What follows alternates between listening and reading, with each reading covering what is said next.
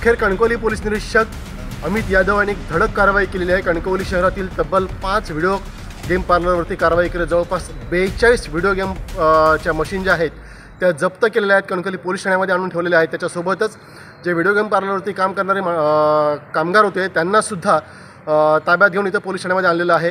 Video game पार्लरच्या माध्यमातून एक अवैध असा एक धंदा जो काय होता सुरू होता, कारण पाहिलं तर गेली काही वर्ष शासनाचा मनोरंजन कर जो आहे तो व्हिडिओ गेम पार्लरच्या माध्यमातून भरला जात नव्हता। मात्र तरीसुद्धा मनोरंजन कर न भरतासुद्धा दिवसाला काही हजारोंची उलाढाल जी होती ती प्रत्येक व्हिडिओ गेम पार्लरच्या मशीनमधून होत होती। आणि अशा प्रकारे आपण पाहिलं तर तब्बल 41 ते 42 व्हिडिओ गेम पार्लरच्या मशीन या पोलीस निरीक्षक अमित यादव आणि त्यांच्या सर्व सहकारी अधिकारी आणि कर्मचाऱ्यांनी इथं कणकवली पोलीस ठाण्यामध्ये आता आणून जप्त केले आहेत आणि पुढील कारवाई जी आहे ती करण्यात येणार आहे। राजन चव्हाण, आपला सिंधुदुर्ग न्यूज, कणकवली।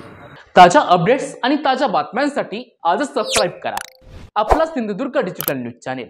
लाईक करा, शेअर करा, कमेंट करा आणि महत्त्वाचं म्हणजे बेल आयकॉनला क्लिक करायला विसरू नका।